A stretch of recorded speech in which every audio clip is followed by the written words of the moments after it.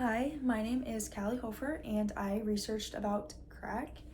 In the US, there are about 750,000 people that use crack, and in South Dakota, there are around 15,000 people. People typically obtain crack by having a pre-made rock or from dealers.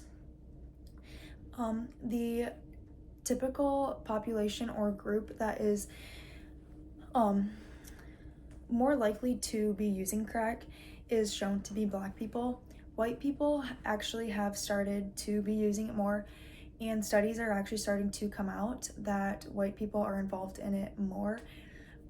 So I'm sure with the next upcoming studies that will come out, it will be more evenly distributed thing that both white people and Black people are using it.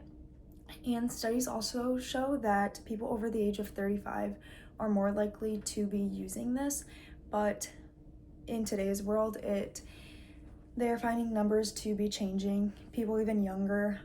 So there's not really a set age, but people that are 35 and older are more likely to be using it. The immediate effects are that you get high.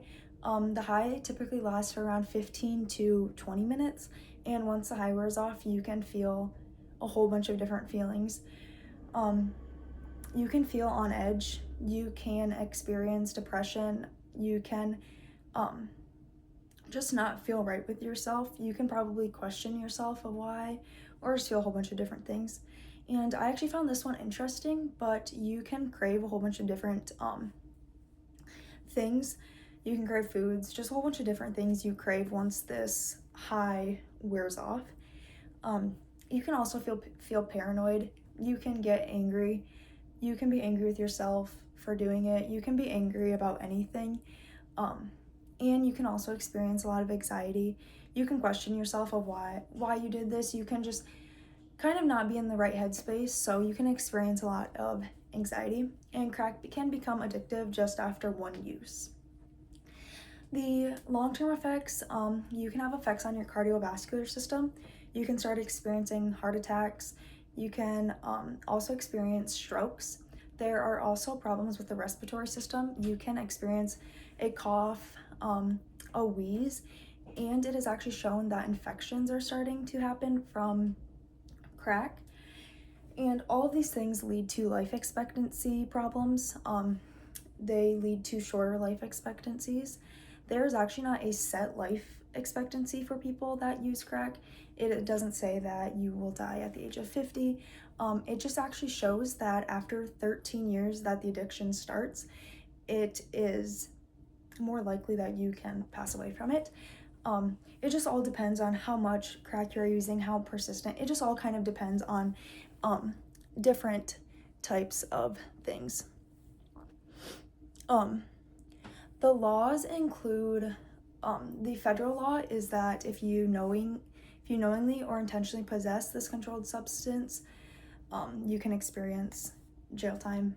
The state law is that any possession of crack is typically I believe it was a felony 5, and if you are found with a gram of crack, you can be charged with the possession to sell.